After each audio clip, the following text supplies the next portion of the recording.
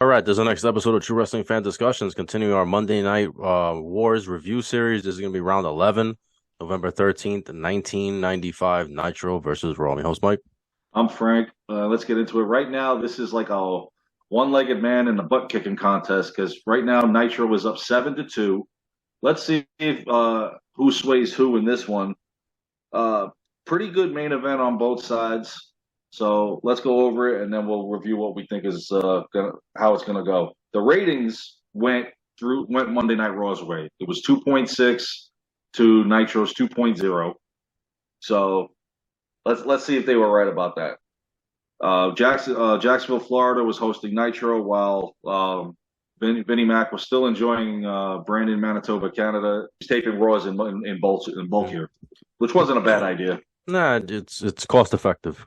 Yeah, the only problem is when Eric Bischoff, decides to, he could just tell everybody, "Oh, by the way, this is what happened." But he hasn't done that in a while, but he's got Mongo doing all the cheap shots. Yeah, So I forgot that Mongo was a commentator this long.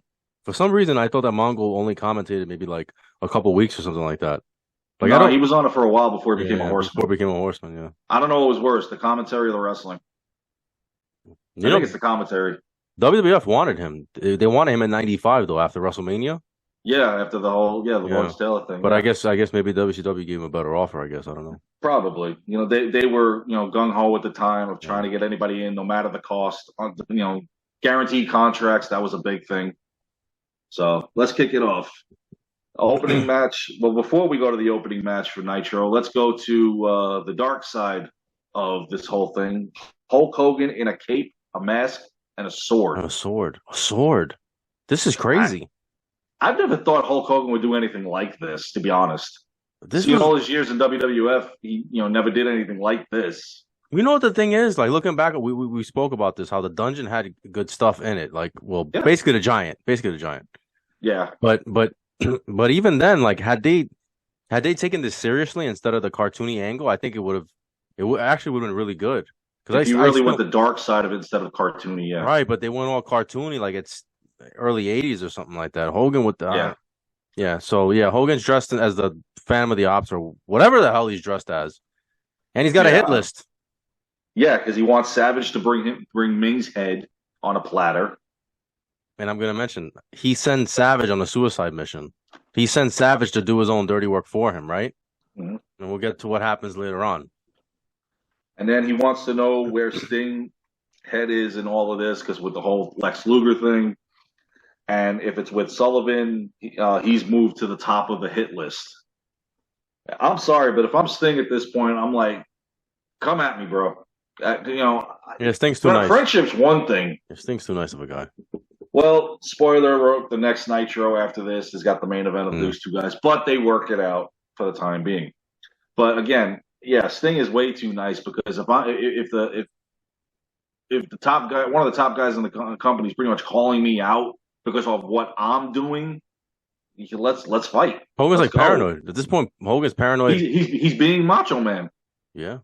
Macho Man was paranoid through this whole charade. Macho Man should have beat his ass again. He should have given again these Macho Man Amen to that. doesn't learn. No, he never does. He Mega Powers reunited, and then Mega Powers we explode again. But yeah, that was the opening thing. The opening match is Macho Man Randy Savage Mm-hmm. against Meng, and Savage came through the crowd on this one. That was So cool. That was cool. Yep. Sneak attack. That was good. It was good because Captain Schizo's at it yeah. again. And Sullivan tried to get involved on the top rope. Savage got him because Kevin Sullivan's constantly bringing he's down at ringside for all these matches. Ming missed the splash off the top rope, which was actually key in this match. As the referee was distracted by Sullivan during the match, and it's funny, as the referee's being distracted by Sullivan, Savage told the referee, you can see him mouth it, go talk to Sullivan. Oh, okay, I'll go over to talk to Sullivan. And Savage threw Ming into Jimmy Hart, which he hit his megaphone. And then he hits the elbow drop, gets the pin on Ming, and Randy Savage is the victor. After the match, Shark came out. He and Sullivan now attacking Savage. Luger came out and attacked Savage. Especially, they were focusing on that injured arm of his. Mm-hmm. So this is going to play a role as we get closer Right. now to World War III. So think about this. Hogan sends him on a suicide mission, right? Mhm. Then he gets jumped by the dungeon, and Hogan is nowhere to be found. What a friend that Hogan is. What a friend he Serious. is. It's not the first time this has Yeah. happened over the course of the last few weeks that Yeah. Hogan has not come out and helped Nowhere to be Sting found. nor Savage. No, he's like, oh, go. But he expects them Yeah. to jump Yeah. in the minute he's in trouble. Yeah. Yeah. No, sorry, it's not. It doesn't work for me, brother. No. So now let's jump over to Monday Night Raw. Vince and Jerry Lawler doing the commentary as always. And then, of course, on Nitro, failed to mention, but it's the same three, Bobby, Eric, and Mongo. To open the night, Gorilla Monsoon had announced earlier in the day that the Intercontinental title match between Razor Ramon and Sid, with the special guest referee being the 1-2-3 Kid, is now no longer for the belt. Yeah, not a Because, title match. yeah, because he was afraid that something was afoot. So why not get a new referee and get rid of the Kid? That's what I said. Because if I'm Psycho Sid, I'm power Why does bombing a Sting? little shit. Why does Sid get penalized? Exactly. This is the second time now Sid's lost out in an IC title match. Yeah. Yeah. So I'm slamming now this. Yeah. And I'm looking at it and going, oh, no, this is bullcrap. I mean, even if you're not rooting for Sid, you got to look at it and go, this is unjust. Yeah. Or unjust, rather. So, and then, of course, now our opening match of the night is Henry Godwinn versus Hunter Hearst Helmsley. They showed last week how Helmsley pedigreed Godwinn from behind and then slopped him. During this match, he attacked Godwinn on the outside as the bell sounded, trying to get the upper hand on the Hogman. Helmsley, was spraying the cologne and stuff towards Godwinn. So Godwinn, what does he do? He slops himself. Yeah. Now you got to fight me with the slop on me. So this is, irate Helmsley. He's running away from me. He falls into the slop. This was a very bad gimmick. By the way, this storyline between the two. So Vince had like an obsession with these guys with overalls. I don't know what it was. And then of course, he brings back Hillbilly Jim for a minute, to manage these guys when it becomes the tag team of the Godwins. Yeah. I don't know. Yeah, he enjoyed it in the '80s with the whole Uncle Elmer and Hillbilly Jim and all of that. So, this match pretty much it ended in a no contest. So this feud is going to keep on going. Why I have no idea because it's boring as hell. So, and then let's just jump after that real quick. Doc Hendricks running down the Survivor Series card. Showed this past weekend DiBiase talking to Cornette about his loyalty. Where will it lie? Because Cornette's got guys on both ends of the wild card match. And then, of course, they showed a video package of Shawn Michaels. And I said this in the last review. Damn, are they really pushing him? Yeah. And it's not even WrestleMania season. No, it's like they're really, really pushing him. And then it gets, like I said, it gets worse.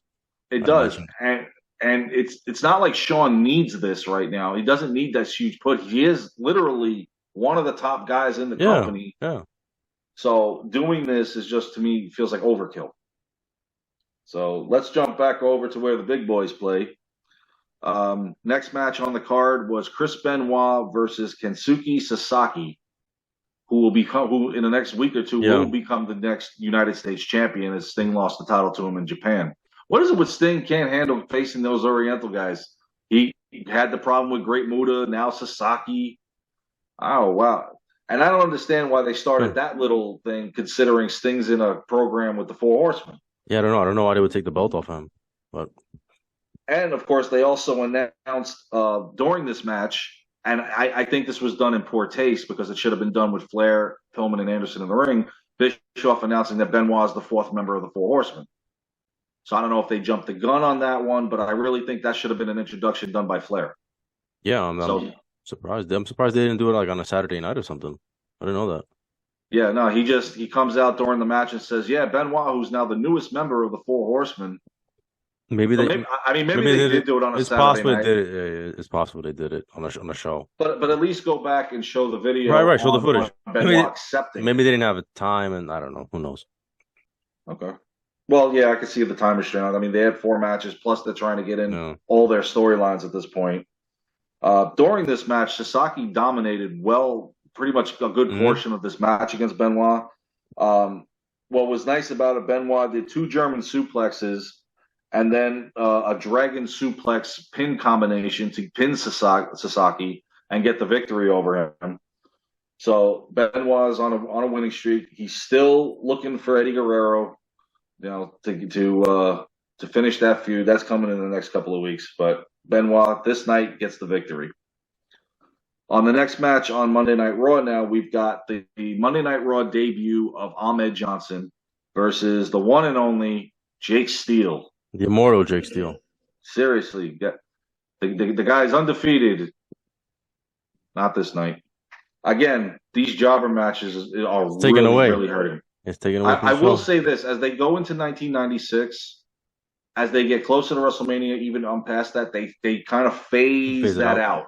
Thank God, because this is not superstars in 1991 or 1990 anymore. No, not at all. I mean, you want to show Ahmed Johnson beating somebody, then let him fight Skip. Everybody else beats him. I mean, let's stop the jobber stuff and let's get these guys going. So there were pre-recorded comments from Shawn Michaels about Ahmed Johnson at Survivor Series. He's pretty much thanking the Lord above that he's on his team and that he's got his back, even though he's never met him. But Ahmed did say, he goes, "I got your back." Well, he saw him slam Yokozuna, so. Yeah, so now it's his new insurance policy for the night. Yeah. So Andre, okay, I'm doing good. Ahmed Johnson, they didn't have the name for it, but we know it later on. I'm just going to use it now. He used the Pearl River Plunge, and got the pin on Jake Steele. Close match, by the way. It's a nail biter. After the match, Vince interviewed Ahmed Johnson about Survivor Series. You see how giddy Vince was? How giddy he was? That's how he was as an announcer. Yeah. And I think we spoke about this when we did Capital Carnage, that when he became Mr. McMahon, when he did the commentary in the main event that night, it's like he almost time traveled back to old Vince McMahon. Yeah, it was which we said it was fun. It was fun. Yeah, it's cool to see that he's a schizo. Yeah. So anyway, let's move on. The next program, Vince McMahon did a video interview with both Diesel and Bret Hart about Survivor Series. This is where I think Diesel, in my opinion, he won this interview, and I'm going to tell you why. Yeah, Vince asked Bret about Diesel being the leader of the new generation, and Bret just replies. He just brings up his loss to Bob Backlund, saying that how my mother should have never thrown in the towel. She was not the. It's true though. I understand that, but that's not the question you were asked. Right. He also comes off. He's implying that if my mother didn't do this, I don't lose my title. Right. Yeah. Basically, that's what it was. So he comes off like he's complaining too a little bit too. That's the problem. Yes. Yeah. And then of course he says Diesel had it easy at the Rumble. Right. I'm sorry, after the Rumble. After the Rumble. We have well documented. You and I have said that they held Bret and Undertaker back in 1995. I'm not going to say he had it easy because the British Bulldog is not light. You don't take him for granted. You don't take Owen Hart and Yokozuna for granted. You don't take, sure as hell, you're not going to take Mabel for granted, despite the fact he didn't belong in the main event. And of course, Psycho Sid. Yeah, but what he was saying, what Bret was saying, was about the technical ability. He's like, these guys don't have technical ability. That's what he was saying. This is true. He did mention Shawn. He did mention Shawn. Obviously, Shawn has ability. He mentioned. He said he barely got by Shawn. Which was, I mean, this is true. Yes, it was. It was a great match considering it was a shitty WrestleMania. But Bret said he gave him his toughest fight, and Diesel had a good line. I don't know if you remember the line that he said. He said, "Don't toot your own horn. Shawn Michaels gave me a run for my money." Yep. My money, yeah. And then Bret with the quote, "Diesel is walking around with my title." Wow. This was a great build up to Survivor Series. Back then, I was really looking forward to seeing this match. And he had mentioned how Diesel's going to get tired after a while. After the 25-minute mark, whatever it was. Oh yeah, because he's got the power and the strength, but if the match goes long, it'll favor the cardio of Bret Hart. So let's switch back over to Monday Nitro. The next match on the card was for the television championship. It was real quick. Not to cut you off. No, go ahead. Diesel came off with an edge in this, which was good. He was getting back to like an edge, being more of a badass in this promo, not that smiley like baby face. Not like he was doing in January at the Rumble, the Superstars Pro, because he's reading the comics and making jokes. Yeah. Well, you can't blame him because at this point he's on a losing streak. The pressure could be getting to him, and he knows that if you're facing Bret with the possibility of all the rules thrown out the window and everybody's barred from ringside, tick tock. They had to do that too, just to for his character to continue to get over because it wasn't working. The Smiley Diesel wasn't working. No, we always said that he should have Yeah, been the heel Diesel, yeah. but unfortunately back then the heel champion running Yeah, with the title it wasn't a thing. it wasn't it was unheard of, and if they did it, it was for a very short Yeah. time. So we've got for the television championship, Johnny B. Bad defending the title against Eddie Guerrero, and man, to me this was the match of the evening. Mm-hmm. I mean, these guys, it got to the point where they're shaking hands, but I mean they're literally pissed off at each other, decking each other. I mean, this looked like somebody was going to come out as a heel in this match. Good thing it didn't happen. The unfortunate thing about this is that it ended in a time limit draw. I thought we were over that in the Lord Steven Regal era. I guess not. Even after the bell, they continued to brawl, but then eventually they broke it up and they shook hands. I mean, you got two hungry competitors here that WCW just left laying dormant, unfortunately, because back then Johnny B. Bad and even Mark Merrow into 1996, I had said this is his moment. This is when he was at his best, and then nothing was done with him in both companies, unfortunately. And even Eddie Guerrero in WCW. I mean, they figure, oh, you're a cruiserweight, all right, you can stay there.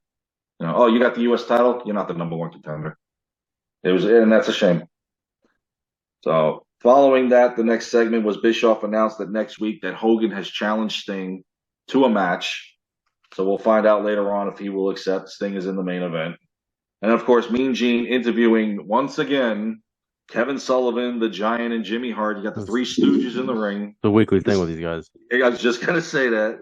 Meanwhile, we got Hulk Hogan running around with a sword, but these guys are in the ring talking business about World War III and that how the Giant is the odds-on favorite to win. Now, the slogan for it is one Giant in every ring, and they're referring to it'll be the Giant in one ring, Hulk Hogan in another, and the Yeti in another one. Yeah, the Giant became like Hogan became like the Giant of wrestling, professional wrestling, whatever moniker that they used for him. It was supposed to be Elegante, but Elegante wasn't healthy, and so yeah, instead of them just saying like, "Oh, we're not going to have a Giant," and a three Giants, put Hulk Hogan in there. It was just stupid.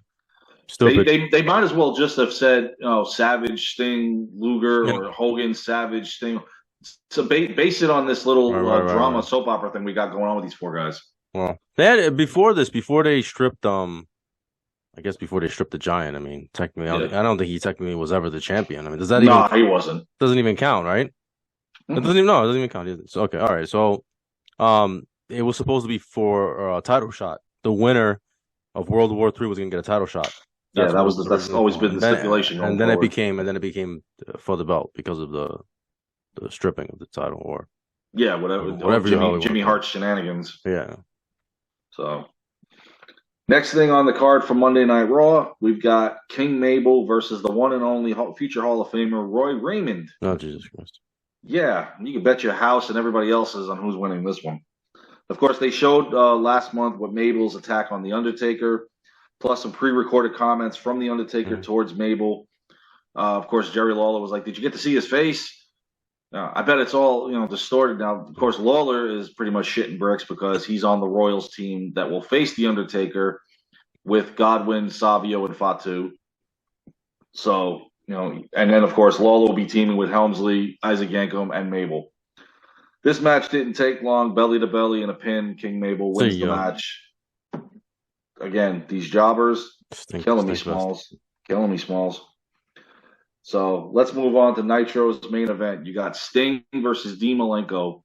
And to me, this match didn't make any sense. This is just a throw-together match. Pretty much. Sting's in a program with the Four Horsemen. Plus, he's got this thing with Hogan going on. Yeah. And Luger in the Dungeon of Doom. So why are you facing Dean Malenko? This to me may kind of hurt the voting tonight, just because this match, there's no backstory. No, there's no backstory. It was a good match, though. Technically, I thought it was fine. You got two great wrestlers, but there's no story to it. It didn't mean anything. It was just thrown together. Yeah. So and pretty much, Malenko, went for the Texas Cloverleaf. Sting, counted it into a pin, and that's how it ends. If you're going to do this match, at least put the stipulation, a submission match. Scorpion Deathlock versus the Texas Cloverleaf. Let's do it. Let's do it right. They didn't do it right.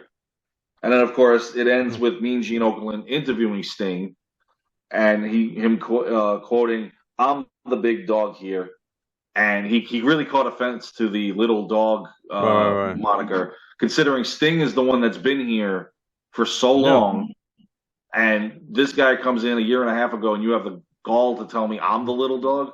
He accepted Hogan's challenge. So next week we got Hogan versus Sting Hogan in the versus main Sting, event. part one. Of many. But at least this one's not botched like the rest of them. So moving on to Monday Night Raw's main event. Now it's just a non-title match with the special guest referee being the 1-2-3 Kid, Razor Ramon versus Psycho Sid. And I again, we said this in the beginning. If you're worried about something happening, change the referee. Yeah. Just put a regular referee in there. Change Let's it. get the main event going. I mean, with you telling us this, now I'm convinced. Yeah. 1-2-3 Kid is turning on Razor Ramon. And not only that, Sid is going to win. Yeah. So, and I mean, and then even during this match, I mean, Sid had a very nice choke slam on Razor during this match. He executed it very well with the one hand. Of course, DiBiase obviously getting involved with Razor. Of course, he's probably still bitter from back in '93. So, time to get over it. Now, once again, here comes Dean Douglas coming down, and just checking things out. He attacked Razor, of course, while 1-2-3 Kid is distracted by Sid. I mean, even this now is getting old. I mean, now we're on, 3 months of this. Still going. Still going. Razor went for the Razor's Edge, but the Kid grabbed Sid's leg. He had him pulled him down. Oh, yes, he did. He had him up. And due to that, Sid was able to execute the powerbomb, and the Kid had the fast count. And Psycho Sid gets the victory. DiBiase stuffs some Canadian money into his Razor's mouth, and the Kid takes it. Yeah, he takes it. Puts it in his pocket. He sold out. Now, we sold out. Well, yes and no, because right now we're led to believe, if you're watching this live back then, that the Kid has turned on Razor, not necessarily that he has joined the $1 Million Corporation, even though he is patting Sid's, shoulder a lot, raising his You just hand. have to assume, though. You have to assume, even though it's, Yeah, I mean, I knew back then, I'm like, wow, he went to the corporation. Yeah. And then I'm thinking DiBiase took the Kid into the corporation. How bad are you for applicants? I don't know. I mean, I know you've lost King Kong Bundy. He's gone. Tatanka is, I think he was hurt at this time. He was out. Suspended. I think he might have been suspended. I forget. Yeah, he was out at this point. I mean, the corporation's really kind of suffering a little bit. Dwindling. They're not doing anything with Sid. Like, Sid is like, he started off as a monster heel when he came back in '95, and now he's kind of like a. And then, you're going to go into December's in your house in a tag team match against Marty Jannetty and Razor. I mean, really? Yeah, I don't know. You should be challenging Brett or Bulldog for the winner. Like, I want your title. Well, a year later, he gets his due. But for right now, I just thought they were kind of dropping the ball with him a little bit. And to close it out, Jim Ross interviewed Razor's teammates. And, of course, Razor comes back there and went after Dean Douglas while also looking for the 1-2-3 Kid. I feel bad for Razor because he's just got three. He's the marked guy on this team with Dean and Owen Hart and Yoko. So, but this feud with Razor and Dean is kind of like, it's to me, it's the DOA, it's man. Past. The DOA was dead on arrival. So that's how this night ends. So they both end with interviews. So, what's the verdict? Your thoughts? After much consideration, I'm actually gonna give it to Raw. I'm gonna give it to Raw just because. Oh, I thought this week we were gonna be different. Oh man, I was ready. I had 2 columns. I was ready for your record and mine. It's the main event. Yes, it is. It's the main event. That's to me. That's 90% of the whole judging is the main event. And the fact that Sting and Malenko were thrown together. Yeah, it was just. But you have the whole Sid Razor backstory with the 1-2-3 Kid. Yeah. Wow, I thought. It was and not only that. Well, and we mentioned the Brett and Diesel stuff was great, even though it was just a promo. It was really good stuff. It got me fired up for that match. So it would have been awesome if they actually came out to the ring and were standing there and they went back and forth with each other. Right, but I understood why they did a split screen. It was something different. It gave a different type of feel. So I enjoyed it. So between those 2 segments, between the promo, Brett and Diesel, and then the main event. You got to give Raw the night because I mean, look at Hogan's promo was terrible with him and with the Phantom of the Opera and the sword, and I didn't know what to think of it. Yeah, I was like, wow. So like Raw, the man's lost it, man. They I don't know what they're doing with Hogan at this point. They're experimenting, and it's not working. It's not working. So Raw wins the night. So we're 7-3 Nitro. Come back. Let's go. And looking at next week is going to be very hard to judge, considering now we know Hogan and Sting. Yeah, that's. But that's the next week is the famous Shawn Michaels. I just won an Oscar. Yeah. So it's gonna be very hard to judge. We'll see. But everybody, you guys can let us know what you thought of it. You know, if you thought Raw or Nitro should have won the night or whatever. Yeah, let us know. But again, like I said, I really thought our numbers were going to be different. No, not yet. It's coming. It's coming. It's coming. Stay tuned. All right, that's our episode. Please like, comment, share, subscribe. We'll see you guys soon. Take care.